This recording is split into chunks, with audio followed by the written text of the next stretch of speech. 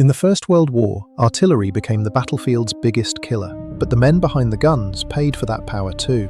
On the eve of the war, the gun itself had changed fast. Smokeless powder, fixed breech-loading rounds, and the French recoil absorber made field artillery brutally efficient. In a few years, a slow, smoky weapon had become something pre-war armies barely understood. That mattered once war came badly. Older guns jumped backward after every shot, and crews had to haul them back onto aim. That relaying wasted precious time. Black powder made it worse, throwing up a white cloud that gave the battery away and blinded the gunners to where their own shells landed. Then came the French recoil system. Instead of the whole gun lurching back, only the barrel slid. The carriage and wheels stayed put, so the layer did not have to rebuild the aim after every discharge. For a moment, firepower seemed liberated. A piston drove oil through a narrow passage, easing the recoil, while compressed air pushed the barrel forward again. With smokeless powder, the crew was harder to spot and could see its fall of shot. Breech loading and fixed ammunition made the drill faster still.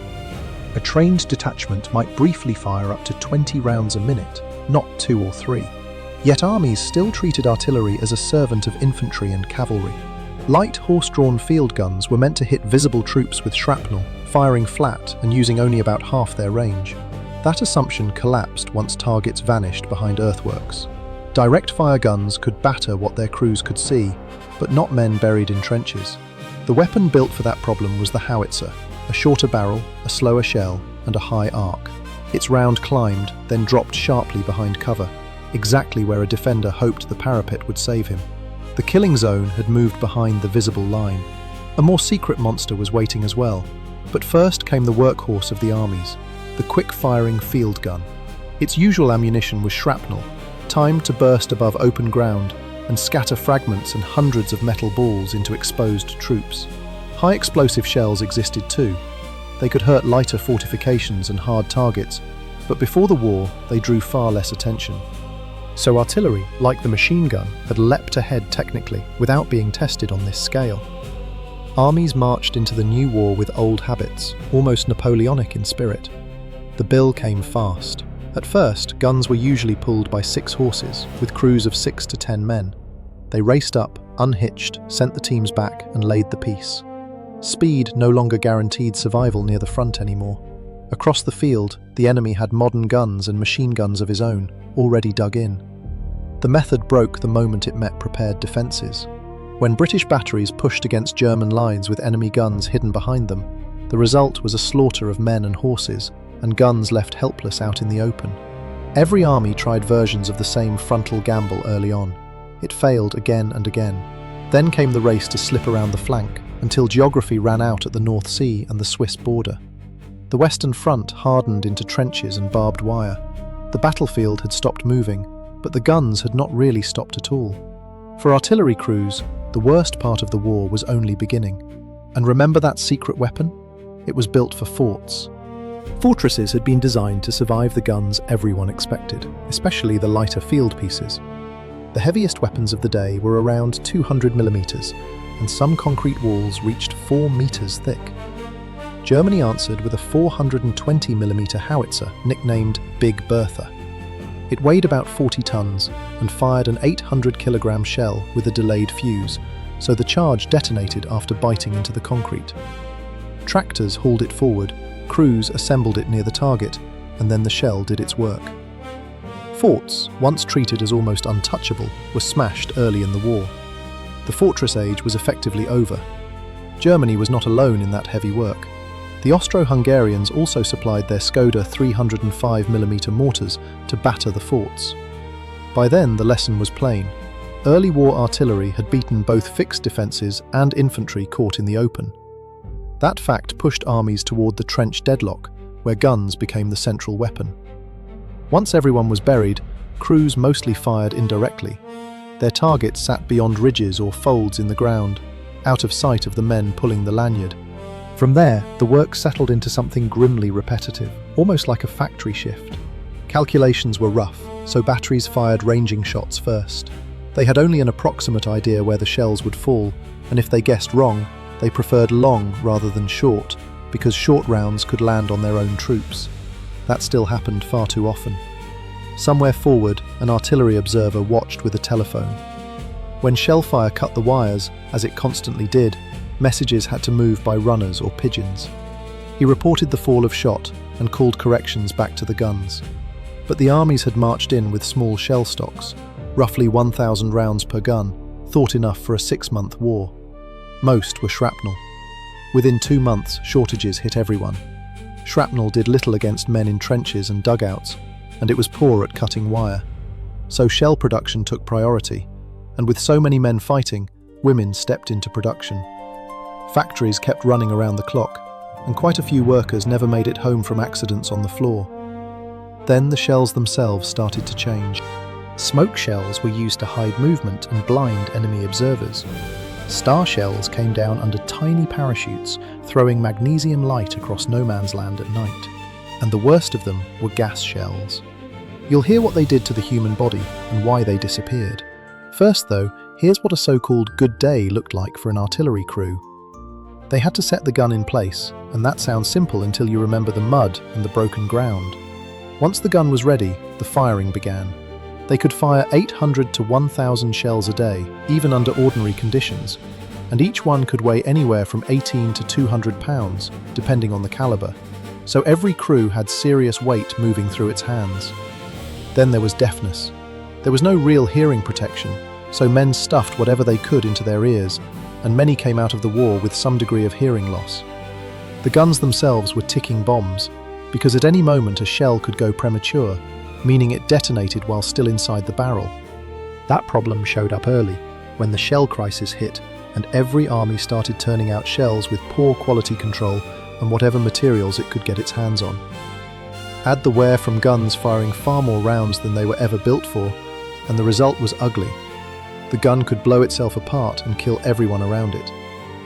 That happened to more than 600 French guns in 1915, and the Germans had it even worse, losing 2,300 field guns and 900 light howitzers to premature explosions that same year.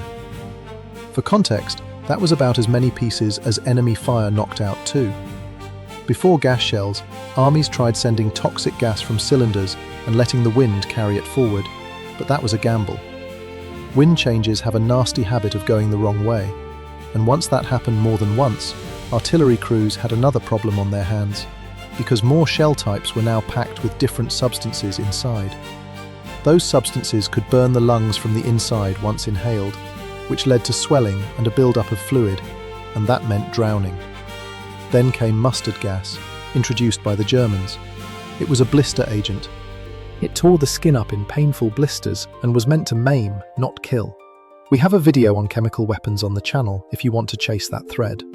These shells were used by artillery crews, and against them too. So men had to handle thousands of rounds filled with toxic cargo while wearing gas masks. Counter-battery fire was happy to answer with gas shells of its own, aimed straight at enemy artillery crews.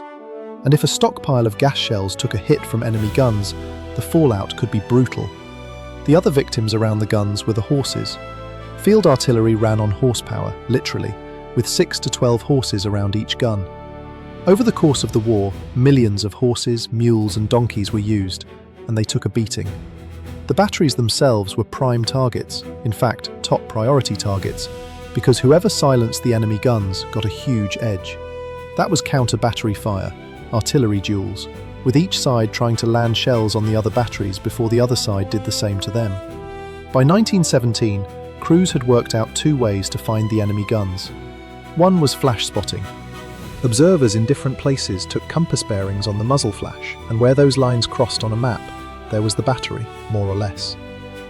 The other, much better method was sound ranging. Teams stretched microphones across several miles and listened for the enemy to fire. The tiny gaps in time as the boom reached each microphone were run through formulas developed by civilian physicists, and those formulas gave back the source of the sound. And it could pin the guns down within tens of meters, exactly the kind of accuracy you needed if you wanted to wreck an enemy battery. By the time the math was fast enough, the enemy usually could not move the guns out of the way, so once the system matured, it became brutally effective. And once a battery came under fire, nobody was running for cover and leaving the gun behind. They had to stay put and keep doing the job as if nothing was happening. Artillery kept reaching farther, and the big workhorse was the howitzer, but it also split off in 2 opposite directions. One was the trench mortar, light enough to be fired from the front trench. People on both sides hated those. The enemy hated them because they were effective. Friendly troops hated them because they brought immediate retaliation. The mortar crew would come up, fire a few shells, pack up and leave. Then the enemy artillery answered on that exact spot, and the infantry took the punishment. The other extreme was the huge, long-range railway guns, built that way because they could not really be moved any other way. The most famous was the German Paris gun, which shelled Paris from 120 kilometers away. Its shells climbed to about 40 kilometers, the highest any man-made object had reached until the Germans set a new mark again in the next war with the V2 rocket. But as a weapon, it was almost useless for anything except terrifying civilians because it wore out after only a few dozen shots. By then, artillery had stopped being just support and become the chief killer on the battlefield. Around 60% or more of all the First World War casualties came from artillery. It broke men without even hitting them, simply through the constant barrage and the knowledge that death could arrive anywhere, at any moment, in the trenches. The amount of ammunition was staggering. Estimates for the war as a whole run from several hundred million to more than 1 billion shells fired by all armies combined. And the dud rate, meaning shells that landed and never exploded, may have been as high as 30%. So you can do the math on how many were still buried in the ground. In Verdun, the ground was hit so hard that the average worked out to 6 shells for every square meter. The worst hit areas were sealed inside the red zone, closed off as unfit for human life. France is still paying the bill. Its clearance teams recover about 900 tons of unexploded munitions every year, and since 1946, 630 ordnance workers have been killed when those buried weapons went off. We are a strange species.